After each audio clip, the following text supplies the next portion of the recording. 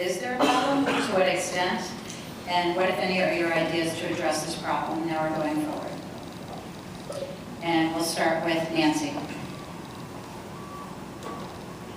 Bullying, by all the studies that they are regularly done in APS, peaks in middle school and exists, varies from school to school. It's something that has to be dealt with on an individual basis, particularly in teams between the schools and parents.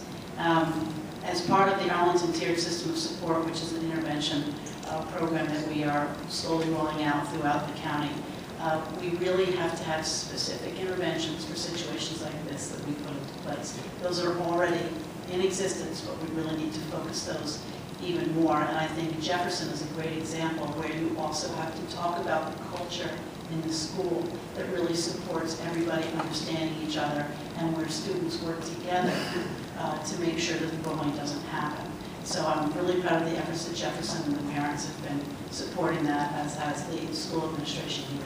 Thank you. And Greg?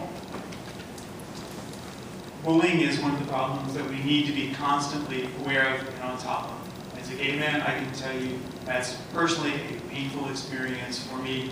I'm proud, however, for how our school system has taken a leadership role in addressing that. As I walk down the halls of Wakefield, I see stickers on door after door after door talking about how those doors are safe places for our youth, particularly our GLBT youth.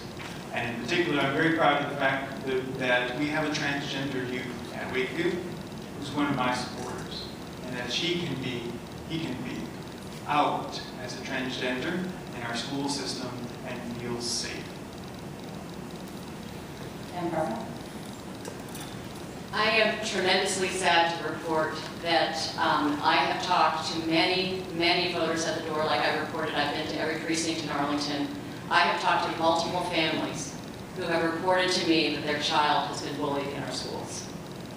I have talked to families who have left Arlington Public Schools because they did not want their children in our middle schools. And by the way, it wasn't any specific middle school. I heard stories from different middle schools. I will say it is primarily, my sense, middle school. I talked to the father of the transgender youth at Wakefield at the door. I think he's supporting me, but I'm not sure. And I absolutely agree. He said Wakefield is a fabulous school, very open and welcoming, and the child feels very comfortable there. That was not the case in middle school for that child and for other children I've heard of. Our approach right now, we say we have zero tolerance. Zero tolerance policies, we know, don't work. We've seen it, the failure of zero tolerance policies in other neighboring jurisdictions where some people are thinking that's driving that has driven some children to suicide. We need to think about this issue, focus on it, and